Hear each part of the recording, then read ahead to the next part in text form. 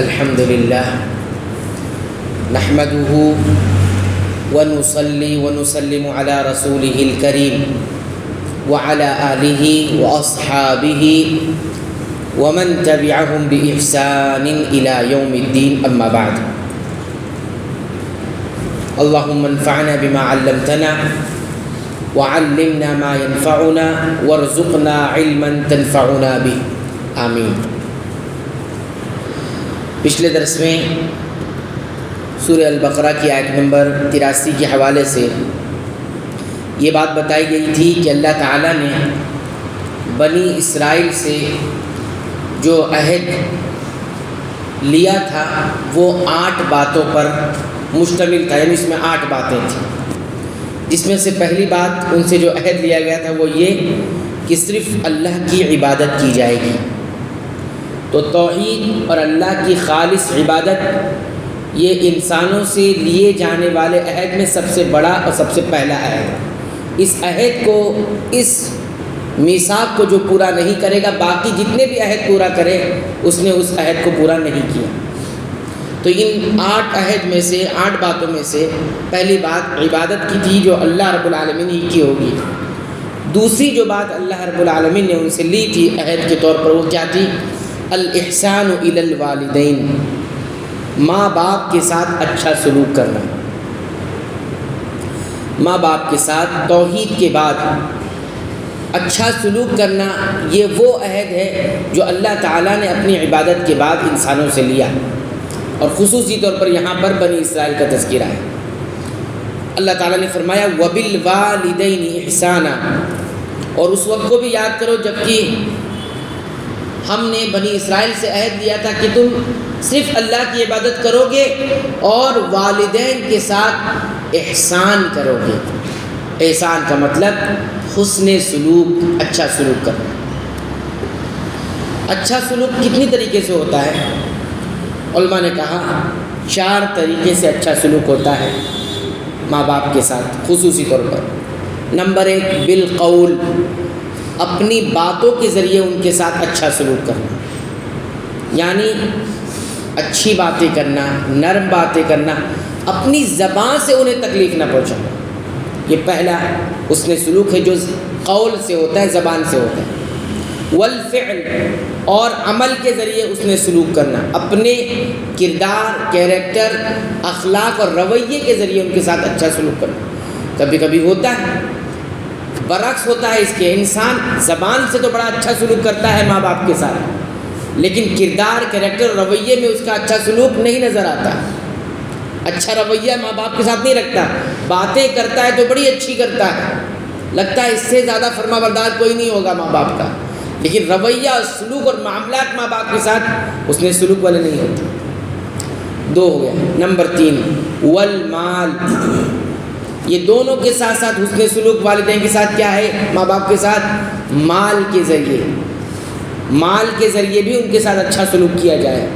ماں باپ اگر اس حالت کو پہنچ گئے ہوں کہ وہ محتاج ہو گئے ہوں، کمزور پڑ گئے ہوں، ان کا مالی تعاون کرنا، مال ان پر خرچ کرنا، مالی حقوق ان پر ادا کرنا، اگر اللہ نے آپ کو نوازا ہے تو اس میں خیانت، اس میں بخالت سے کام نہیں لینا۔ ماں باپ اگر کما نہیں رہے ہیں، بوڑھے ہو گئے ہیں، تو ایسا نہیں ہے کہ ان کو چھوڑ دیا جائے گا، ان کی دیکھ ریکھ نہیں کی جائے گی، ان کی خدمت نہیں کی جائے گی۔ جتنی استطاعت اللہ نے دی ہے آپ کو اس کے مطابق ان پر مال بھی خرچ کیا جائے گا۔ یہ تیسرا حسن سلوک ہے جو احسان میں آتا ہے۔ 4 والجاہ، جاہ کا مطلب جتنی حیثیت آپ کو اللہ نے عطا کر رکھی ہے، مالی حیثیت نہیں، کوئی اور حیثیت اللہ نے آپ کو عطا کر رکھی ہے، اس حیثیت سے بھی ان کے ساتھ اچھا سلوک کیا جائے گا۔ اب حیثیت کا مطلب آپ سمجھیے، کبھی کبھی ایسا ہوتا ہے بچہ، اولاد جو ہوتی ہے، ایک وقت تھا اس کی کوئی حیثیت نہیں تھی، کوئی حیثیت نہیں تھی، ماں باپ کے دم پر وہ جی رہے تھے، لیکن اللہ تعالیٰ نے نوازا اور ایک حیثیت والے بن گئے، اچھی پوزیشن میں آ گئے۔ اب ماں باپ کو کیا کرتے ہیں؟ باقی ساری چیزیں ہیں، باتوں سے بھی اچھا سلوک، حسن سلوک ہے، مال سے بھی اچھا حسن سلوک ہے، اور اسی طرح جو ہے عمل سے بھی اچھا سلوک ہے، سب کچھ ہے، لیکن حیثیت سے اچھا سلوک نہیں دیتے۔ اچھی پوزیشن پہ آ گئے ہیں تو ماں باپ سے ملنا گوارا نہیں کرتے، ماں باپ کے آنے پر ناگواری ہوتی ہے اور اپنی حیثیت اپنی لیول کا نہیں سمجھتے۔ ایسے والد ایسی اولاد بھی ہیں جو ماں باپ کو اپنے پاس کھڑا نہیں رکھتے کہ میں بڑی حیثیت والا ہو گیا، بڑی پوزیشن والا ہو گیا۔ ماں باپ ویسے ہی ہیں، اگر ماں باپ پڑھے لکھے نہیں، جاہل ہے تو یہ جاہل ہے، میں پڑھا لکھا ہو گیا، تو یہ حیثیت سے اس نے سلوک نہیں کیا اس کے ساتھ، یہ حیثیت سے آپ نے اس نے سلوک نہیں کیا۔ اور قرآن حکیم کیا کہتا ہے؟ وَبِالْوَالِدَيْنِ احسانا، احسان کے اندر یہ جا بھی آتا ہے، یعنی اپنی حیثیت کے حساب سے بھی اس کے سلوک کرنا ہے۔ بھلے میں آج بڑا ہو گیا ہوں، آج میری حیثیت اونچی ہو گئی ہے، میرا مقام سماج میں بہت اونچا ہو گیا، پڑھے لکھوں میں میرا شمار ہونے لگا ہے، میرے ماں باپ ابھی پڑھے لکھے نہیں تھے، کسان تھے یا کچھ اور تھے، مزدوری کرتے تھے، کسی مل اور کارخانے میں کام کرتے تھے، آج میں آفس میں ہوں، آج میں بڑے پوزیشن پہ ہوں، تو میں ان کے ساتھ وہ سلوک نہیں کروں، ایسا نہیں ہوگا۔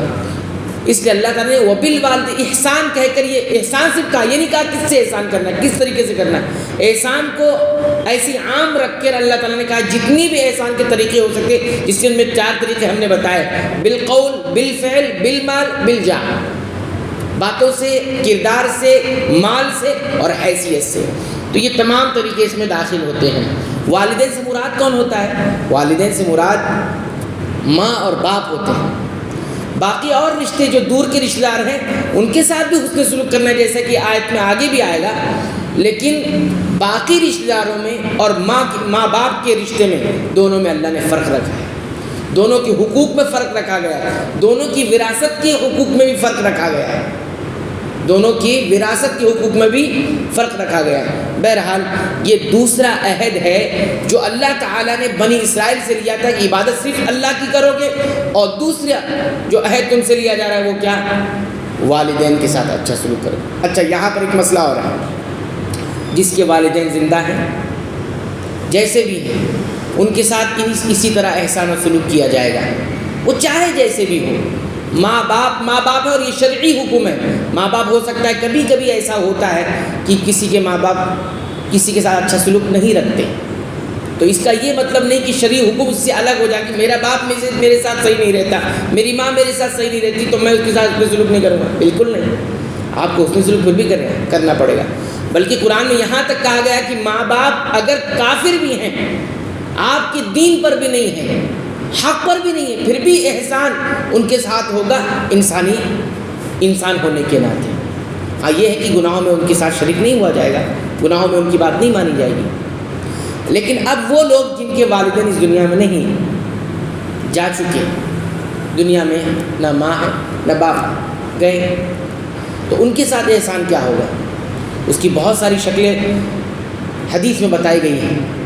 سب سے بہترین حسن سلوک ان کے ساتھ یہ ہے کہ انسان ان کے حق میں دعائیں کرتا ہے، اور ماں باپ کا حق اتنا بڑا ہے توحید کے بعد کہ اللہ تعالیٰ نے دعا بھی آسمان سے نازل کی اتاری ہے کہ ان کے لیے آپ دعا بھی نہیں کر سکتے ہو، دعا وہی کرو جو ہم نے سکھائی ہے، رب ارحمہما کما ربیانی صغیرا۔ اچھا، یہ زندگی میں بھی دعا ہو سکتی ہے، اگر والدین باحیات ہیں، زندہ ہیں، تو دعا یہ زندگی میں بھی ہوگی، مرنے کے بعد اور بھی بڑھ جاتا ہے یہ حق کہ وہ دعائیں ان کے لیے کہ رب ارحمہما کما ربیانی صغیرا۔ علماء نے کہا کہ انسان نماز پڑھتا ہے تو اللہ کا حق پورا کر لیا، نماز کے بعد یا نماز کے اندر سجدوں میں یا تشہد میں والدین کے لیے دعا کرتا ہے، اس نے بندوں کا بھی حق ادا کر دیا۔ ٹھیک ہے، تو خاص طور پر ماں باپ کو دعاؤں میں یاد رکھیں، رب ارحمہما کما ربیانی صغیرا۔ ایک شکل تو یہ بتائی احسان کی، ماں باپ نہیں ہے تو ایک شکل یہ ہے کہ خاص طور پر باپ جو ہے اس کا انتقال ہو گیا، وہ نہیں ہے، تو اس کے جو قریبی لوگ ہیں ان کے ساتھ اچھا سلوک کرنا، ان کے جو قریبی رشتہ دار ہیں ماں باپ کے۔ اور نبی کریم صلی اللہ علیہ وسلم نے یہاں تک فرمایا کہ باپ کا جو دوست ہے اس کے ساتھ اچھا سلوک کرنا، وہ کتنا بڑا مقام ہے اللہ تعالیٰ نے والدین کا رکھا ہے کہ باپ نہیں ہے تو اس کے جو قریبی دوست ہیں ان کے ساتھ اچھا سلوک کرنا ہے۔ یہ بھی باپ کے ساتھ اچھا سلوک کرنے میں آتا ہے، ان کے دوستوں کا خیال رکھنا اور ان کے جو قریبی رشتہ دار ہیں ان کا خیال رکھنا، یہ بھی آتا ہے۔ ماں کے بارے میں تو اور اچھے رہتے، خالہ کا خیال رکھنا، جو ماں کی بہن ہے اس کا خیال رکھنا، ان کی سہیلیوں کا خیال رکھنا، یہ بھی بہت اہم ہے، یہ بھی بہت اہم ہے۔ تو بہرحال سب سے اہم چیز جو جن کے والدین نہیں ہیں ان کو دعا کرنی چاہیے. البتہ وہ والدین جو کفر کی حالت میں گئے یا شرک کی حالت میں گئے تو ان کے لیے تو استغفار کی دعا نہیں کی جا سکتی. بہرحال ایمان کی حالت میں توحید کی حالت میں گئے ہیں تو ان کے لیے خوب دعا, اور یہ دعا ہے رب ارحمہما کما ربیانی صغیرا. تو یہ دوسرا آیت تھا جو اللہ تعالیٰ نے انسانوں سے خصوصی طور پر بنی اسرائیل سے لیا تھا. باقی اور بھی حقوق ہیں 8 عہد میں سے, اس میں سے 2 کا تذکرہ اور باقی کا تذکرہ آئندہ درس میں کریں گے. اللہ تعالیٰ سے دعا ہے رب العالمین تو ہمیں والدین کے ساتھ اچھا سلوک کرنے کی توفیق عطا فرما. اے اللہ تو ہمیں بخش دے, ہمارے والدین کو بخش دے, تمام مسلمانوں کو, مومنوں کو, اہل توحید کو بخش دے. آمین.